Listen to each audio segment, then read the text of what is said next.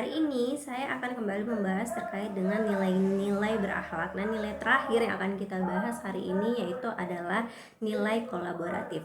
Nah, dalam nilai kolaboratif ini nanti akan kita bahas terkait apa tuh pengertian kolaboratif, kemudian konsep-konsep apa saja yang terdapat dalam nilai-nilai kolaboratif ini dalam core value kolaboratif. Nah, selanjutnya kita akan masuk ke pembahasan pertama yaitu terkait dengan pengertian kolaborasi atau kolaboratif apa saja atau apa yang dimaksud dengan kolaboratif. Ayo kita lihat.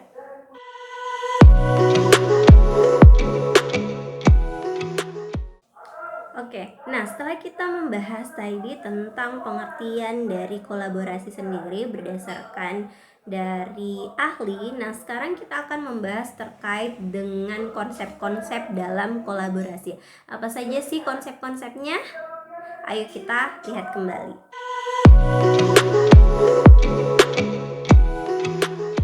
Nah, oke, baik. Nah, setelah teman-teman lihat di pemaparan atau di materinya, kita bisa lihat bahwa konsep dalam kolaborasi itu ada dua, yaitu kolaborasi pemerintahan atau kita sebut sebagai collaborative governance. Kemudian yang kedua yaitu adalah whole of governance. Nah, sebelum kita membahas lebih jauh terkait kedua konsep ini, selanjutnya kita akan bahas satu persatu apa sih sebenarnya itu kolaborasi pemerintahan atau collaborative governance. Kenapa mesti ada yang namanya collaborative governance? Nah, kenapa juga harus ada yang namanya whole of governance? Apakah tidak cukup hanya dengan collaborative governance saja? Nah, baik, sekarang kita akan membahas terkait collaborative governance atau kolaborasi pemerintah. Nah, collaborative governance sendiri menurut Irawan itu adalah kolaborasi atau sebuah proses yang melibatkan norma bersamaan dan interaksi saling menguntungkan antara aktor atau governance-nya.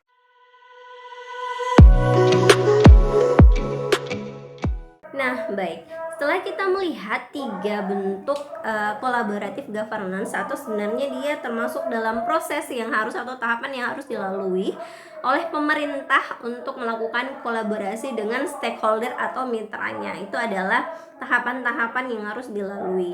Nah, sekarang kita akan bahas terkait dengan faktor-faktor yang mempengaruhi keberhasilan dalam kolaborasi antara pemerintah dengan mitra atau stakeholdernya, baik dia swasta ataupun lembaga pemerintah lainnya. Ayo kita lihat.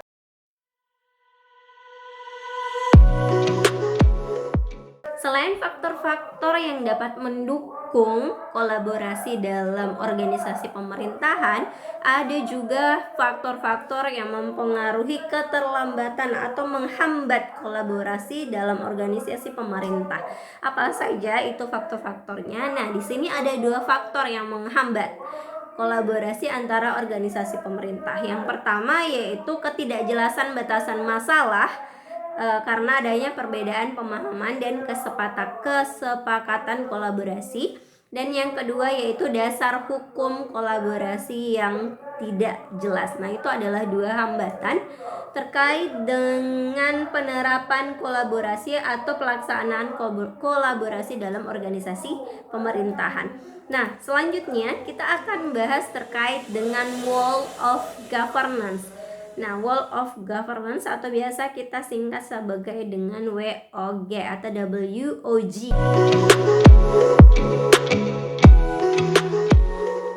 Nah, oke, baik. Sekarang kita akan bahas tentang apa yang dimaksud dengan whole of governance. Nah, whole of governance ini merupakan suatu pendekatan intelijensi atau bisa juga disebut sebagai pendekatan yang melibatkan sejumlah kelembagaan yang terkait dengan urusan-urusan yang relevan.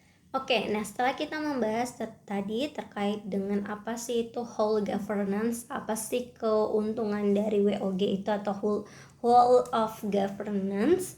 Nah, sekarang kita akan membahas terkait dengan keuntungan dari whole of governance ini. Yuk kita lihat.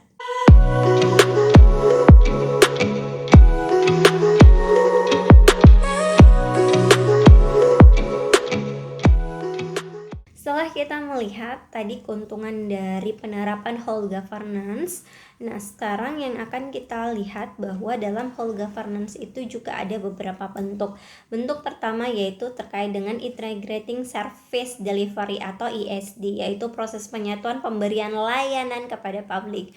Nah, kemudian bentuk yang kedua itu adalah koordinasi dan kolaborasi, yaitu pemerintahan secara horizontal berkoordinasi dan berkolaborasi dalam mencapai tujuan bersama. Kemudian bentuk ketiga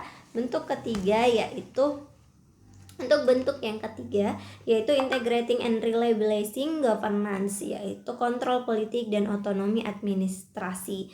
Kemudian yang bentuk keempat itu adalah culture change atau konsep-konsep social glue atau perekat budaya organisasi. Nah, saya rasa sekian penjelasan saya terkait dengan whole governance. Terima kasih. Ini adalah mungkin nilai terakhir dalam nilai-nilai berakhlak yang akan kita jelaskan dalam pertemuan Latsar ini. Terima kasih. Sampai jumpa.